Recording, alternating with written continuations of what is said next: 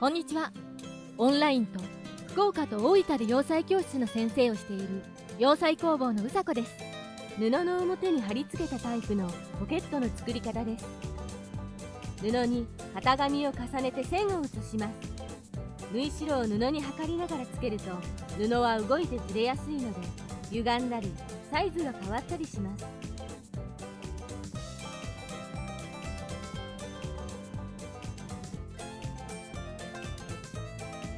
型紙に最初から縫い代をつけておくと正確に写しやすくなります。このポケットの場合、切るときは線の外側を切ります。通常は線の内側を切ってくださいね。折り曲げると布の厚み分小さくなるので、それを見越して大きく切るのです。裏に縫い代の倍の幅で補助線を引いてください。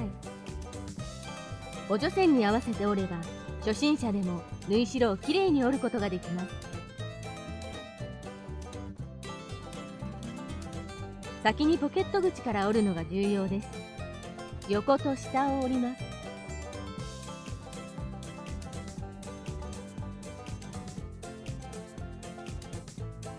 横と下の縫い代に熱接着の両面テープを貼ります。ポケットは待ち針だとずれやすいので、熱接着の両面テープで固定すると歪んだりせずきれいにつけられます。熱接着の両面テープは熱でくっつく布用の両面テープです。詳しくは動画説明欄にリンクがあります。横の縫い代を広げてポケット口を縫います。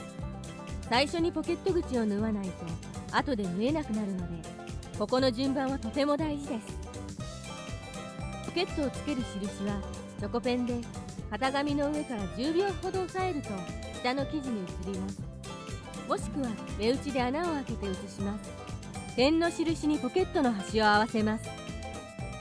アクリ紙を剥がし、中温のアイロンで15秒体重をかけます。上の端が一番力がかかるので横方向に縫って補強します。大事なのは横方向に縫うことなので、三角形でも四角でも OK です。向きを変えるときは針を布に刺した状態で回すと縫い目がずれません。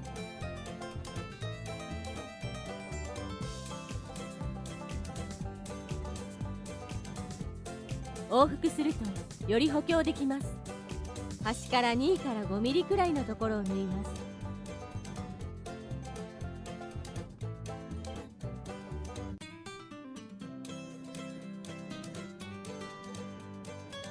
縫い代が表に見える場合は糸切りで中に押し込んで縫ってくださ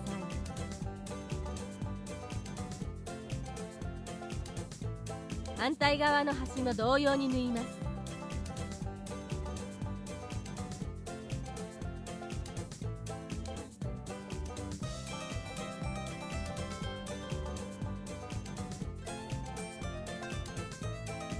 糸を切って完成です。